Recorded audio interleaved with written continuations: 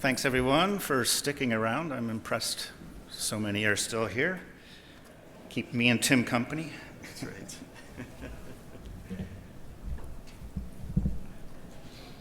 There we go. So, Churchill, we are a brand new nickel explorer. And we were formed, or went public in June of 2020. So we've been around for 18, 20 months now.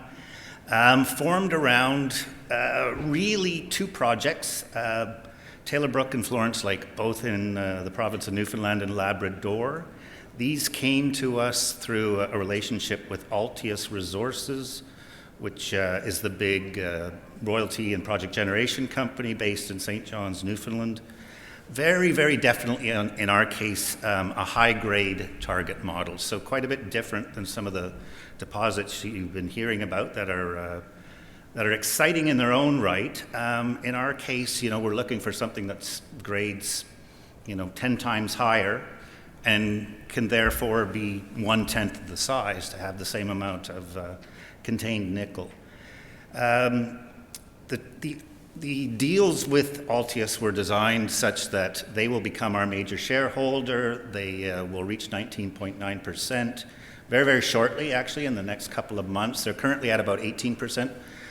We had 2-year options on both projects, and the idea here was that, we would evaluate them quickly. We'd either love them or we'd hate them and move on.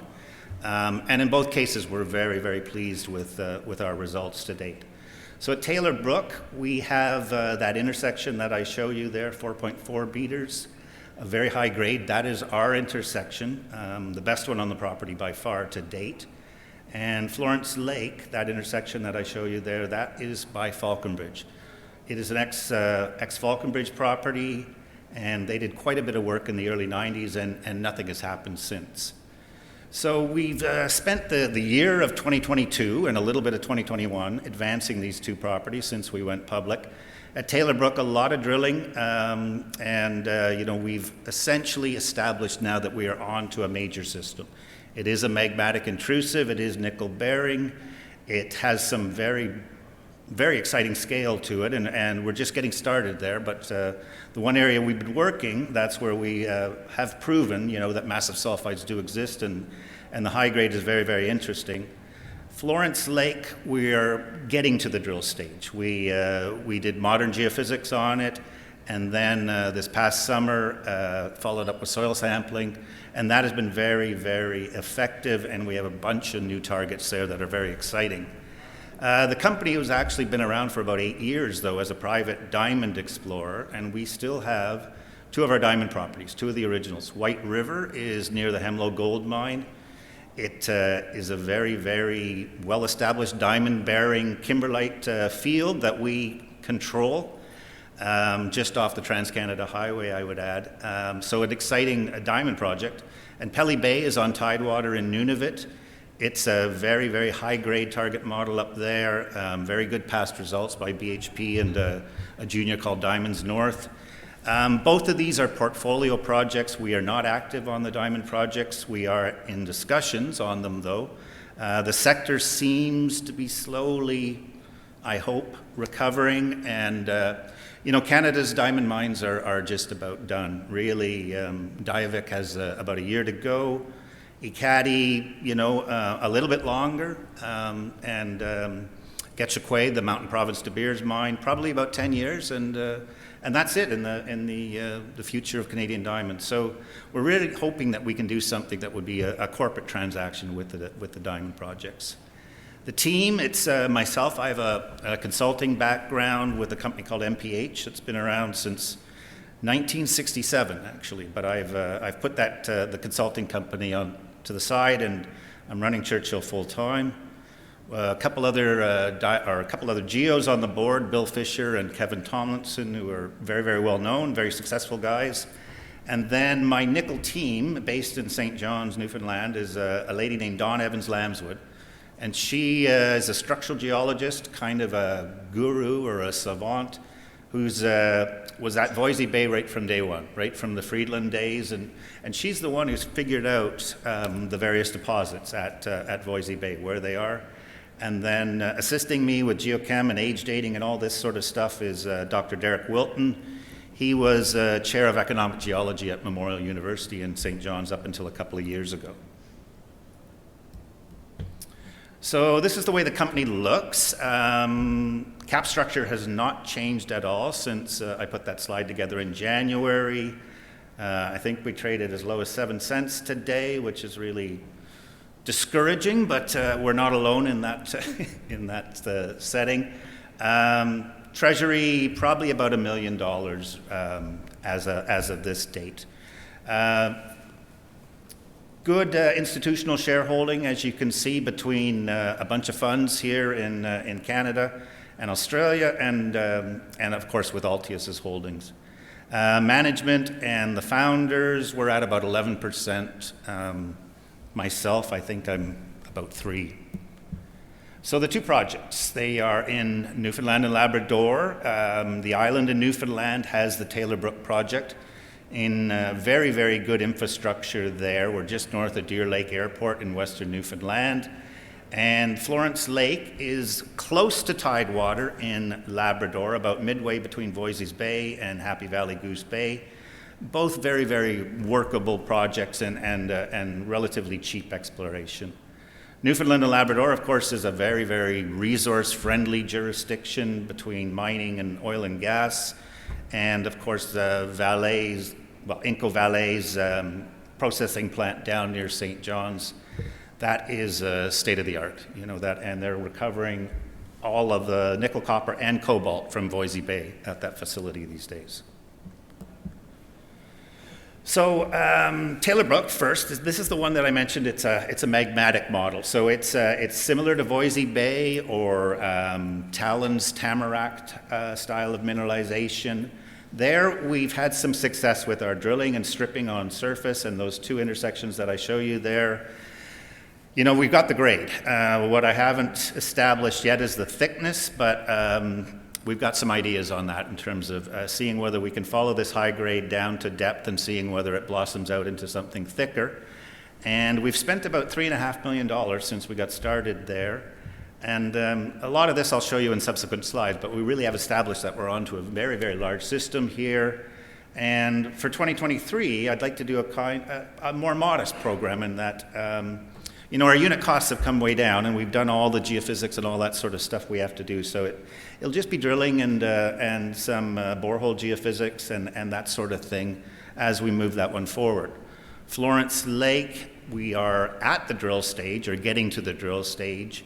And, you know, as I mentioned, the work we've done to date has been very, very effective. And there, it would be a more ambitious program, probably in about the $3.5 million range in order to drill 5,000 meters up there. I don't have the money for that, obviously, but it's something we really would like to do and are hoping to convince convince the investors that it would be well worth their while.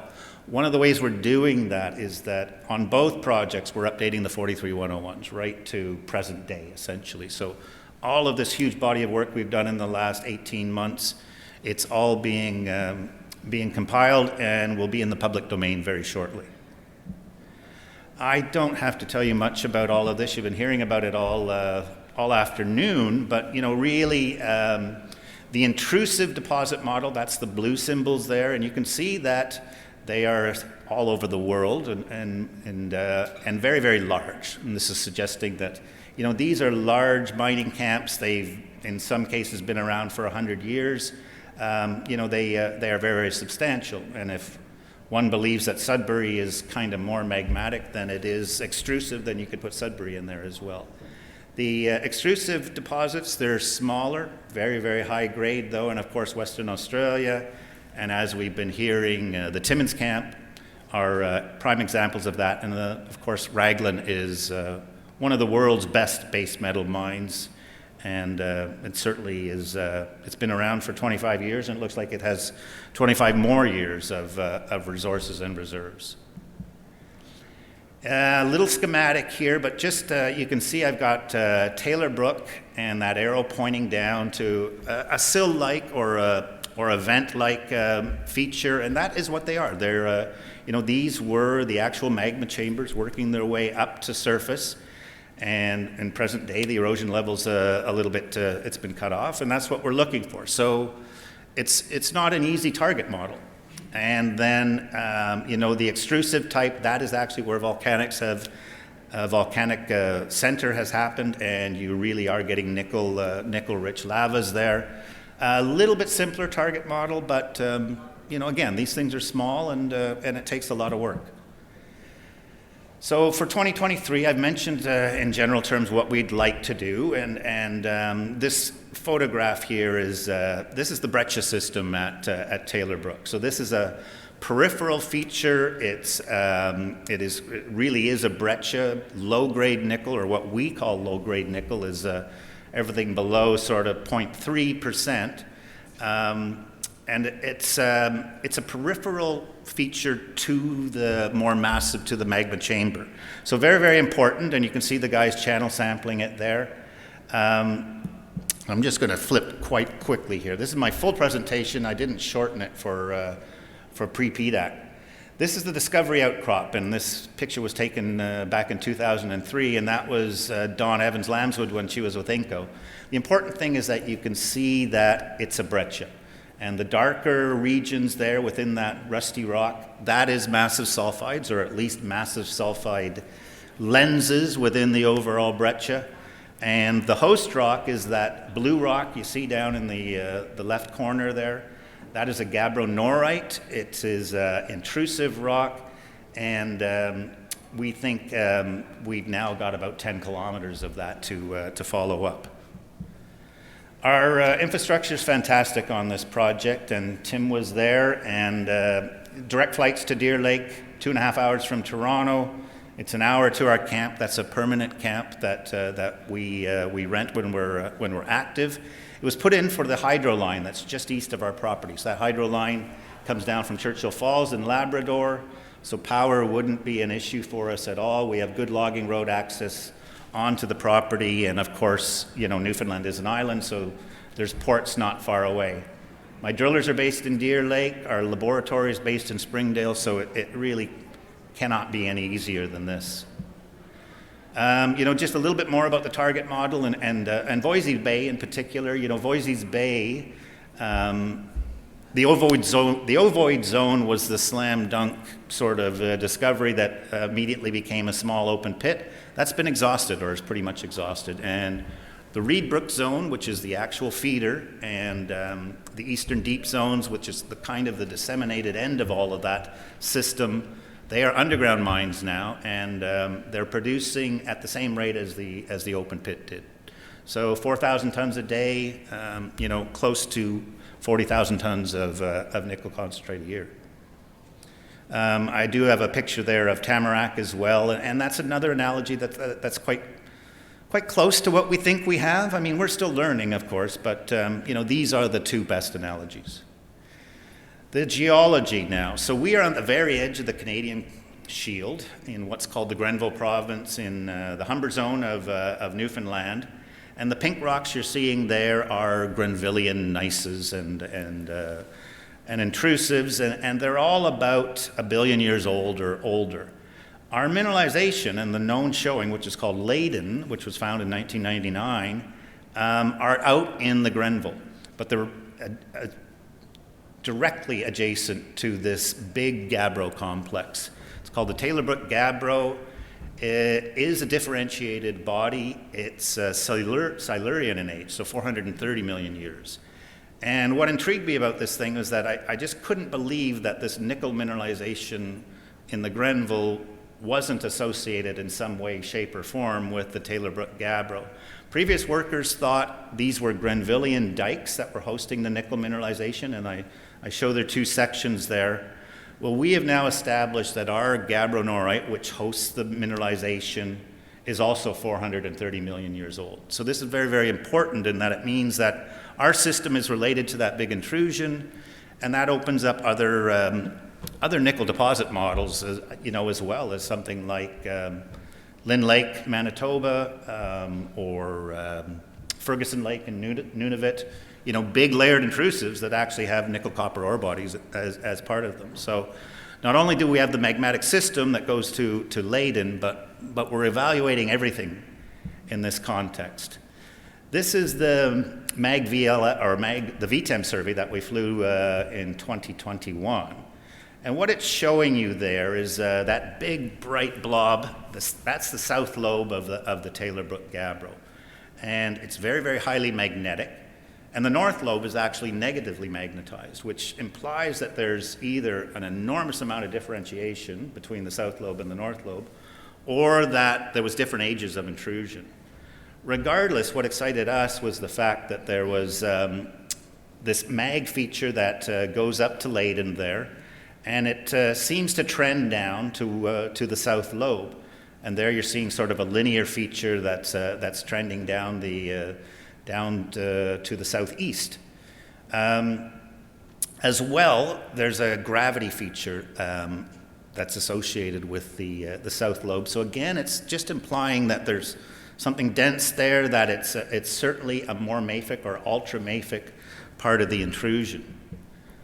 And when you look at our inversion of the magnetics, what became very, very, well, I would say pleasing for myself and the team is that, you know, our intrusive body, our magmatic intrusive is very, very shallow. To the east of it, you can see deep-seated Grenville rocks and then the Taylor Brook gabbro complex. To the west of it, you're seeing nothing but Grenville gneisses and you know, very, very old rocks. Whereas our target is actually quite shallow. And, you know, this is very, very helpful in an exploration context, obviously. We flew a more detailed magnetic survey last spring, and this was because we just felt that we needed more definition in terms of you know, what did our conduit, our Leyden intrusive actually look like. And this was very helpful in that you can now see that very, very linear red body there alongside this, the dashed line, which is a fault that we didn't even know existed before, but it obviously is there. It seems to be controlling the emplacement. But the fact that our body is so straight is completely at odds with that sinuous fabric that you see in the Grenville. Again, you know, implying that it had to be intrusive into the Grenville. And in fact, we've now been able to get 5 or 6 samples along a long strike length there, had them age dated, had them examined petrographically and geochemically. It's the same rock. So we now know that we have 5-6 kilometers of this stuff that, you know, that is nickel bearing and is a target. And then of course the very, very high magnetics of the south lobe there is really suggestive of an ultramafic differentiation product. And you know, that's obviously a target for us. We did a lot of geochem, basically from Leyden to the south down to about 4 or 5 kilometers, and then up to the north as well. And what you're seeing there with those histograms is nickel recoveries, and our Leyden intrusive trend is obviously kicking nicely. There's some satellite little gabbro plugs that we think are being signified by some of those other anomalies. But the one I call TBS1 is the one we're very excited about. That's about 3 kilometers south of Leyden. It exceeds the Leyden signature by a factor of 3 or 4. So we're getting up to, you know, 1,000 ppm nickel in those samples. You know, that is a priority target for us to follow up on as we get into the spring of 2023. The intent is to keep going to the south now, to follow that Leyden intrusive trend on both sides of the river and you know, find some more areas where it might have outcropped, where mineralization might outcrop. Sorry, the rock itself, the chamber, does outcrop in numerous cases, and that's why we're able to sample it so easily. At Leyden itself, so this is the area where there was the known showing that I showed you, and you know, they thought it was a narrow dike. And in fact, what we've now found is that it's a large intrusion. It's been squeezed, and it's now elongated in that north-south context that you see there. But it's about 400 meters long by 200 meters wide, and we've intersected it at depths of about 300 meters. Those red arrows you're seeing, that's all of our high-grade intersections, and they are definitely concentrated, if you will, in that part of the intrusion and adjacent to it. And this is telling us that this is probably where the keel is. To the north and out towards the river, we were very excited about those breccias. And we drilled a lot of holes, as you can see, but really it never got much better than sort of 0.3 nickel, 0.2 copper. Actually, the cobalt values get very, very interesting, which is something we're intrigued about and researching. We had an enormous amount of conductivity up there, but it does seem to be a peripheral feature.